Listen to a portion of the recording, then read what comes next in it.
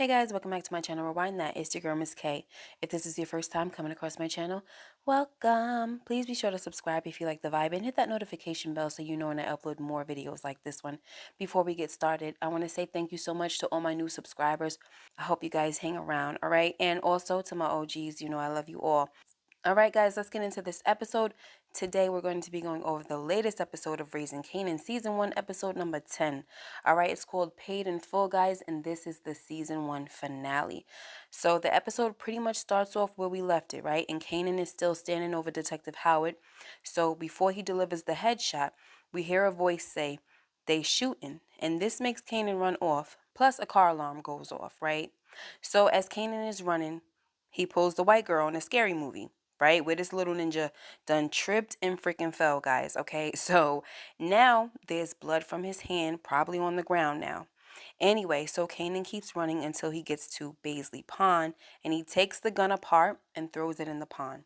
Okay, piece by piece. So the irony of this situation is that in episode 2, when Detective Howard and Burke was investigating the murder of Buck 20, Burke was trying to tell Detective Howard how they should do everything, how they should go about it, right? And one of the things that Detective Howard told Burke was that the gun used to kill Buck 20 is at the bottom of Baisley Pond by now. So the irony of all this is that Howard chose to meet up with Kanan at Baisley Park, where he would be shot and the weapon used would be thrown in the pond, okay, which is very close by. Anyway, I just thought I'd mention that, right? So as Kanan waits in the cut, guys, my man Scrap, the realest one, pulls up and tells Kanan to get in the car. So Kanan wants to know where's his uncle Marvin because he was the one who was supposed to pick him up. And Scrap tells Kanan that he was just following orders and didn't ask about other people's schedules, all sarcastic like, okay? So during an awkward moment of silence, Scrap says to Kanan, "It gets real fast, don't it? It's different when you look an inward in the eye." So Kanan says, "Do you know who that was?" And Scrap says, "Don't know, don't want to know. That's your work, not mine's." And I definitely like this about Scrap and the way he plays the game. You know what I'm saying? Because the less you know in this type of situation, the better. Because if they get caught up and he says he don't know anything, at least that's the truth, right? But unfortunately, Uncle Marvin had to come and open up his mouth about Kanan shooting a cop, all right? So there you have it. Now Scrap knows some information that he never wanted to know. But Marvin wasn't trying to be like a big mouth about it. He was making a true statement about 5-0 not playing once one of their own gets put down. But Scrap got a little uncomfortable when he heard this, okay? And he turns to Kanan and says, "It's like that?" So then Marvin tells Kanan and Scrap to get off the streets because it's getting crazy out there. Then he pulls off because he had to go handle some other business that needed 2 eyes, he said, okay? And he ain't no good, okay, messing around with Scrap like that. But anyway, guys, as Scrap sees how hot the streets are getting, he lets Kanan know that he ain't going to make it to meet up with his grandmother. And because of that, they're going to have to go with Rock's plan B. So he goes to a payphone and makes a call. Next, we get to the hospital where Detective Howard is being rushed in, and Jess and Famous happen to be in a waiting room because they're about to go see Lulu. So when Famous hears Detective Howard's name, he says, "Oh shoot, that's that cop." And all I could think of, guys, was I really hope he don't get no more information, okay? Because that's all we need. This guy gonna start writing a song about it, okay? Anyway, Jess tells Famous that they gotta get to Lulu's room, and once they get there, we see Lou looking out the window. So he asks them what happened. And Famous was already singing, okay? He was all too excited to spill the beans, guys. So after hearing that it was Detective Howard who got shot, Lou takes the IV out of his arm and tells Jess that he has to get out of there because he needs to find his sister and find out what the heck is going on because she obviously done lost her mind. And of course, Jess was telling him that he ain't got nothing to do with this. You've been up in the hospital. You need to stay here. They said you needed to at least be here for 5 more days to heal. Like his lungs weren't ready. But Lou wasn't trying to hear it. Next, Rock meets up with Scrap and Kanan outside of Lulu's house. And when Rock tells Scrap and Kanan to give her about 10 minutes, Scrap tells her that he's always down for whatever, and you know this, but this is some other stuff. And he lets her know that he needs the Jeep scrubbed clean of any kind of evidence that Kanan may have brought in. He also tells Rock that she doesn't want this linking back to him. He says, "We need my stuff to be spick and span." So Rock obviously sees that Scrap has a good point, so she lets him go and do whatever he has to do. Then before Scrap leaves, Kanan thanks him and tells him that he's one of the realest dudes out here. He didn't get that back at the stash, but he does now. So Scrap says, don't matter who your mama is, you a straight soldier all on your own. And I definitely did like this little moment of mutual respect between them, okay? Anyway, so Scrap leaves and Kanan realizes that he left his clothes and the money in the car. So Rock tells him that she's just going to have him wear some of Lou's clothes. So once they get inside, she wants Kanan to walk her through everything. But since Kanan wasn't even sure about how many times he shot Detective Howard, Rock was a little unsure that Kanan completed the job. Kanan tells her that 2 or 3 times shouldn't matter because he put Detective Howard down for good. Next, Burke gets to the hospital and she finds out that Detective Howard lost a lot of blood and he has a rare blood type of AB negative. She also finds out that he has leukemia and if he dies from cancer, he ain't leaving anything behind for any loved ones. But as far as Detective Burke is concerned, Howard doesn't have any family anyway. Next, Worrell tells Neek that there's talk on the streets about him shooting a cop. So Neek freaks out and tells Worrell that he's the last one who would kill a cop because dead cops did his work. But as he's ranting, he realizes that Rock stinks all over this, like he always says, right? He remembers the time when Rock told him that he wouldn't see her coming. Then he tells Worrell to bring his car around because he needs to get to his family ASAP. Next, Rock takes Kanan to the bodega and has Juliana lock him in the back room. She tells Kanan that his uncle Marvin will be there soon to pick him up and take him out of town. And Kanan was like, why? He's gone. He's done. But Rock says, until I know everything went according to plan, I want you out of sight and out of mind. Then she thanks Kanan for what he did and tells him she loves him. And of course, Kanan tells his mother that he loves her back and that he did it for them. But unfortunately, this thing that Rock had him do, it was for her, guys. Next, Marvin gets to Unique's building, dressed like he works for the gas company, and he tells the concierge that someone called about a leak. And when the man gave Marvin a hard time, Marvin played it very cool and used reverse psychology on him, which made the man give Marvin access. Next, down at the hospital, the police captain in charge orders the cops to take down everyone. If they out on the block, they coming in for questioning. Then a doctor comes in and tells the captain that Detective Howard is still in surgery and they're probably going to have to remove one of his lungs, his spleen, and a decent part of his liver. And if they got to take all that from him, guys, he's probably not going to live a long life, okay? Plus, he got the bone marrow situation to deal with. Next, Unique is dropped off by Worrell, and Unique's girl and son are there as well. And the plan is to get out of town. Meanwhile, Marvin is still in Unique's apartment, and he hangs the jacket in his closet. And he gets out of there right on time to hear Neek getting off the elevator. So Marvin escapes by taking the stairs.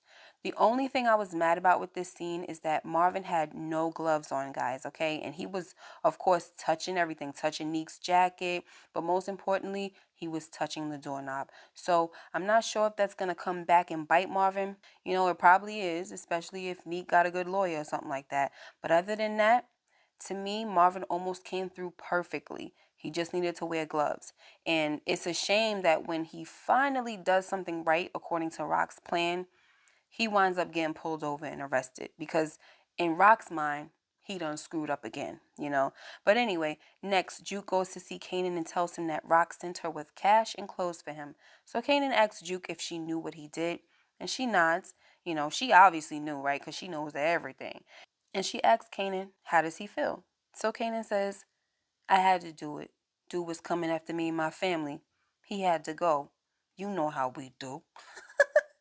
You know that's how we do. You know, trying to act all tough and stuff. I swear, sometimes when he gets like this, I be ready to smack fire out this kid, yo. I'm really, really freaking can't stand when he gets like this.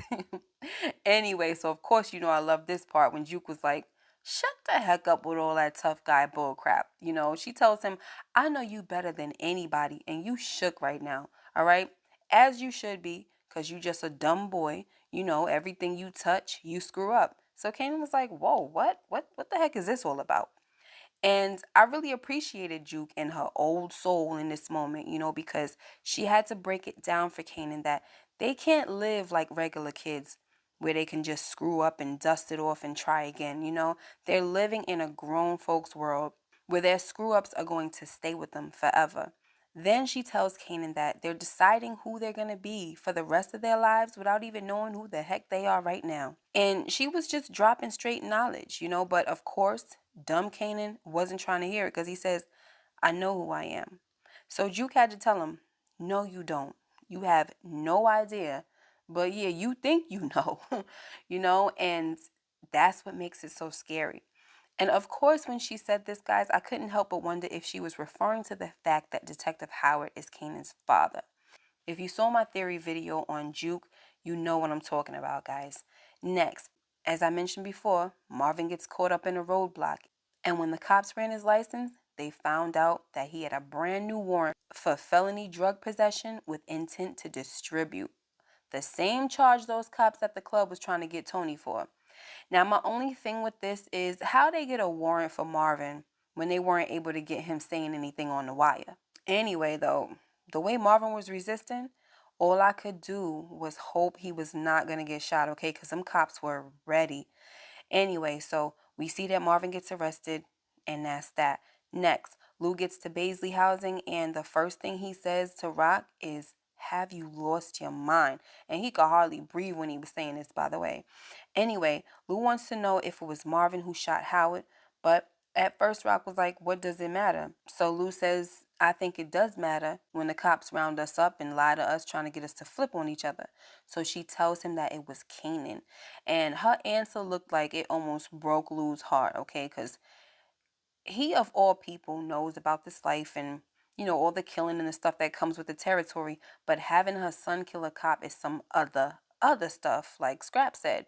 So Lou says, I don't even know what to say to you right now. And Rock says, then don't say nothing because I don't want to hear it right now. So Lou was like, yeah, you need to hear it. You had your only son shoot a cop. And you know they're not going to stop till they find him. So Rock's only answer is, it had to be done. So when Lou says, what are you doing? Rock says, I'm winning. And that was it for Lou. He tells Rock that he's out the game, he's out the mix, I'm out the business. He also tells her that he should have been done after she had him put down D-Wiz. But he stayed in it because he thought they were in it together and he loves her.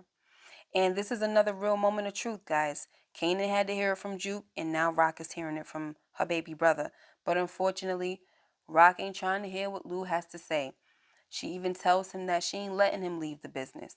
And she turned real demon-like on him too, to the point where Lou had to ask her if she was threatening him. But this scene also reminded me of a scene from Snowfall, right? Of how Franklin reacted to Leon telling him that he wanted to leave the game. Franklin kind of got all psycho-like too, and we could see a similar reaction here from Rock. But one thing I'll say about this is when leaders in the game, they start to get like this, it's a dangerous position for them to be in, all right? Because when your soldiers in right hands start thinking you out for self, the overthrow ain't far behind. Anyway, Lou tells Rock that they could get out and go legit, buy up whole blocks in the hood and turn them into whatever they want. But Rock tells them they ain't got enough yet, but they will. Then Lou says, you gonna offer up your only son for it? And Rock was like, ain't nobody offering up nothing. This is an investment and everything I do is for all of us. But I'm the only one willing to take the risk. So Lou tells Rock that she rung a bell she can't unring. But you already know there's nothing that Lou can say to make Rock see reason. So meanwhile, as the police finish raiding the apartment below, some of Rock's guys come in to tell her that the police are on their way up to them. So now Rock's little shoot technique is about to be put into action, right? Because she has the guys start throwing the weight down the chute, which leads to the apartment down below. So while this is going on, we shoot over to a quick scene with Kanan and Juke, and Kanan says to Juke, look, I know you got your stuff going on with Marvin, but my mother don't want nothing to happen to us. We good. She got us. So Juke says, she just had you hit a cop, and it's like, this just shows that it's becoming clear that Rock is out for self. Like, everybody freaking sees it, except for daggone Kanan, of course. But poor baby, because he should be able to trust his mom. He believes his mother loves him, and she does. But this right here is some other stuff, okay?